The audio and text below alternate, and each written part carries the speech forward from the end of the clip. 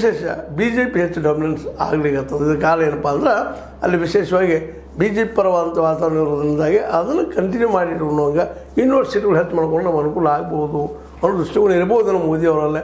ಅದನ್ನು ಇವತ್ತು ವಿರೋಧಿಸ್ತಾ ಇದ್ದಾರೆ. ಸಿದ್ದರಾಮಯ್ಯನವರಾಗಿರ್ಬೋದು, ಕಾಂಗ್ರೆಸ್ ಆಗಿರ್ಬೋದು, ಎಲ್ಲರೂ ನೀವು ಕ್ಷೇತ್ರ ಮರು ವಿಂಗಡಣೆ ಮಾಡೋಕ್ಕಿಂತ ಪೂರ್ವದಲ್ಲೇ ಹಲವು ಸಲ ವಿಚಾರ ಮಾಡಿರಿ. ದಕ್ಷಿಣದ ಏನು ಕ್ಷೇತ್ರಗಳಿದ್ದಾವೆ ಕಡಿಮೆ ಮಾಡಲಿಕ್ಕೆ ಹೋಗ್ಬೇಡ್ರಿ ಅನ್ನುವಂಥ ಒಂದು ವಾದನೂ ನಮಗೆ ಇವತ್ತು ಕೇಳ್ತಾ ಇದೆ. ಅಂದರೆ ಇದು ಅಷ್ಟು ಸುಲಭವಾಗಿ ಬಗೆಹರಿಯುವಂಥ ವಿಷಯ ಅಲ್ಲ ಅಂತ. ಒಟ್ಟಾರೆಯಾಗಿ ಈ ನಮ್ಮ ಸಿದ್ದರಾಮಯ್ಯನವರ ಮತ್ತೊಂದು ಈಗಾಗಲೇ ಹೇಳಿದಂಗೆ ನಿಮಗೆ ಬೇಡಿಕೆ ಅಂದರೆ ಈ ನೀವು ಕೊಡುವಂಥ ಏನು 15 ಪೈಸೆ ಕೊಡ್ತಾಯಿದ್ದೀರ ₹1 ಅದನ್ನು 50% 50% ಅದನ್ನು ಮಾಡಬೇಕು ಅನ್ನುವಂಥ ಒಂದು ಒತ್ತಾಯವನ್ನು ಮಾಡ್ತಾ ಇದ್ದಾರೆ. ಹೀಗಾಗಿ ಇವತ್ತು ಈ ಎಲ್ಲ ದೃಷ್ಟಿ ಇಟ್ಟುಕೊಂಡು ಮತ್ತು ನಾವು ಮಾಡಲಿಕ್ಕೆ ಆಗೋದಿಲ್ಲ, ನಾವು ಸಂಸ್ಥಾನಕ್ಕೆ ಇರಲ್ಲ, ನಾವು ನಮ್ಮ ಹಕ್ಕುಗಳನ್ನ ಮಾತ್ರ ಕೇಳ್ತಾ ಇದ್ವಿ, ನಮ್ಮ ಹಕ್ಕು ನಮ್ಗೆ ಕೊಡಬೇಕು ಅನ್ನುವಂಥ ಒಂದು ಮಾತನ್ನು ಭಾಳಷ್ಟು ದೀರ್ಘವಾಗಿ ಮಾತಾಡ್ತಿದ್ದಾರೆ. ಮತ್ತು ಕೇಳೋದ್ರಲ್ಲಿ ಅರ್ಥದ.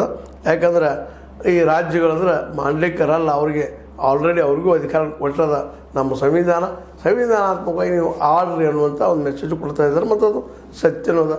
ಆ ದಿಶೆಯಲ್ಲೇ ಇನ್ನೂ ಏನೇ ಡೆವಲಪ್ ಆಗ್ತಾ ನೋಡಬೇಕಾಗಿದೆ. ಕ್ಷೇತ್ರ ಮರು ವಿಂಗಡಣೆ ಆಗಿರ್ಬೋದು, ಮತ್ತು ಅದೇ ಕಾಲಕ್ಕೆ ಅನುದಾನದಲ್ಲಿ ಆಗಿರ್ಬೋದು, ಇವೆಲ್ಲ ದೃಷ್ಟಿಗಳು ಮತ್ತು ಗ್ಯಾರಂಟಿಗಳನ್ನ ಅವ್ರು ರಾಜ್ಯಗಳಿಗೆ ಬಿಟ್ಟಂಥ ವಿಷಯ.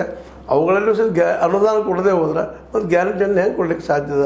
ಅಂದರೆ ಇದರಿಂದ ರಾಜ್ಯ ಸರ್ಕಾರಗಳನ್ನು ಅಥವಾ BJP ಇತರ ಸರ್ಕಾರಗಳನ್ನು ತೆಗೆದುಹಾಕೋ ಪ್ಲಾನ್ ಇದರಲ್ಲದ ಅನ್ನುವಂಥದ್ದು ಸಿದ್ದರಾಮಯ್ಯನ ಒಟ್ಟು ಅಭಿಪ್ರಾಯ ಅದ.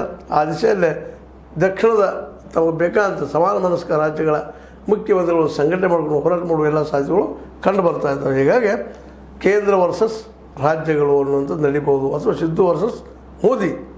ಈ ಒಂದು ಡೆವಲಪ್ಮೆಂಟ್ ಮುಂದಿನದಲ್ಲಿ ಕಂಡ್ರೆ ಏನು ಆಸೆ ಪಡಬೇಕಾಗಿಲ್ಲ ಅಂತ. ಇದು ನಿಮಗೆ ಲೈಕ್ ಆಗ್ಬೋದು. ಲೈಕ್ ಮಾಡಿ, ಶೇರ್ ಮಾಡಿರಿ, ಕಾಮೆಂಟ್ ಮಾಡಿರಿ, ಜೊತೆ ಸಬ್ಸ್ಕ್ರೈಬ್ ಆಗ್ಬೋದು. ನಿಲ್ಲಿಸ್ಲಿಕ್ಕೆ ಹೋಗ್ಬೇಡ್ರಿ. S16 ನ್ಯೂಸ್ ಅರ್ಥಾತ್ ಹೇ ಸೀತಾರಾಮ್ ಸತ್ಯದ ಕೈಗನ್ನಡಿ ವಂದನೆಗಳು.